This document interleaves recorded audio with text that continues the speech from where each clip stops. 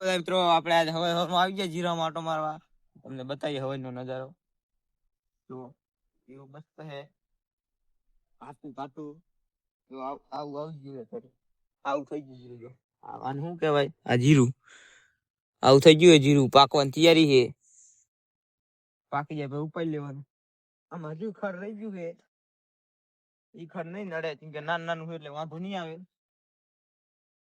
નાનું ખર હોય એટલે વાંધો ના આવે જીરું મોટું છે જીરું લગભગ પાકે તા તળે પાકી જાય એટલે હાલે મસ્ત જીરું આ બાજુ થોડુંક આછું જીરું કમળું ઘાટું એ શું કારણ તું સમજ રહ્યો કેમેરામેન નહીં તો क्या कारण हो सकता है इधर उली साइड काफी गिरी है आ साइड तो काफी गिरी है अच्छा આપણે વરી જાવી વચ્ચે જાય વચ્ચે તમને જીરું જ થાય અહીંયા જીરું મસ્ત ઉવે શું કહેવાય આને એ કહેવાય આને શું કહેવાય આવી જાય ને એ શું કહેવાય નહીં ખબર આ જીરું જ કહેવાય પણ એ કઈક બીજી ભાષા કહેવાય બીજી ભાષામાં તો કહેવાય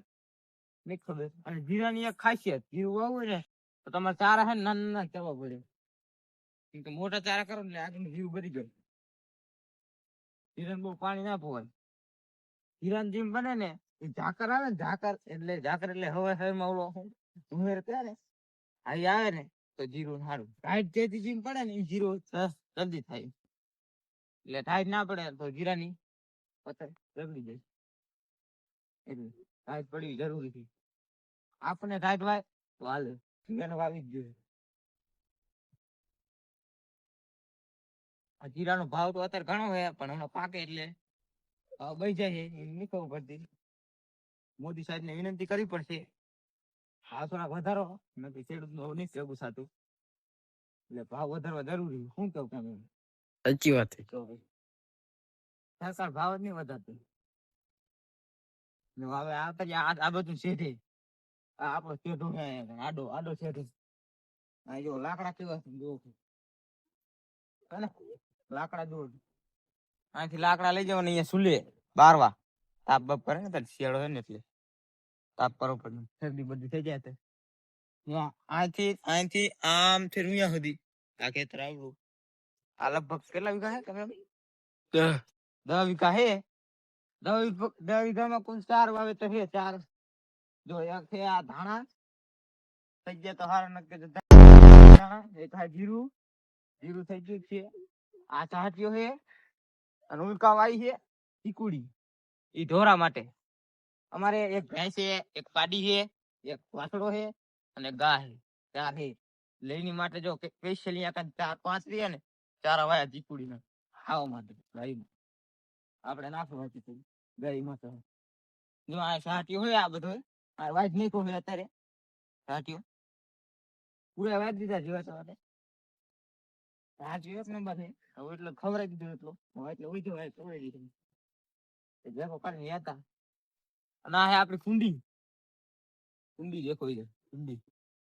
પાણી કેવું થઈ ગયું તમે જોવો ખાલી પાણી ની રગડી ગઈ છે પતાર કે કહેવાય નહીં કારું મસ્ત પાણી થઈ ગયું છે કાલ આમાં જ ભરીને ગયા હતા કેમ કે કાલ પાણી નતું આવતું 2 દી પાણી નતું આવ્યું પાવર નતું આવ્યું એટલે બીજો નહીં આવ્યો કેમ કે તોફાનમાં ચાર્જિંગ નતું અમારે પાવર બીજું બનાવી નીકળવાનું સપોર્ટ કરજો અમને જો આટલો સાથ ઉભો છે અને આ બધો આટલો વાઇટ નાખ્યો છે લગભગ અને આટલો ઉભો છે આ ઉભો રાખશે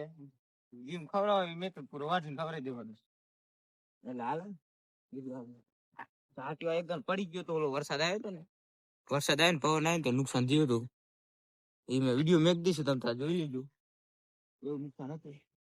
પણ વાંધો ના આવે ઉભો થઈ ગયો તો જો આવી રીતના પડી જાય આવી जो आके पड़ी जो हुई जो है ये देखो देखना अभी ये देखो इसमें से हुआ इसमें से नहीं हुआ निकल रहा है हमको नहीं पता क्या है और आ रही आपकी चिकुड़ी कुल 4 वावेतर કર્યા है हाँ भाई 4 કર્યા है और હું यहाँ जो हजू तुम देखो लसण है डूंगरी है આ લસણ છે જો આ લસણ છે, ઓલા પણ ફુલાવર છે, એની આગળ લસણ છે, અહીંયા પર ઓલો રચ ઓલું હોય મેથી વાઈ છે, બધું વાવેતર રાખ્યું છે. એટલે મેથી હાલ ખાવ જો આપ આજે નાખા વાળવાનું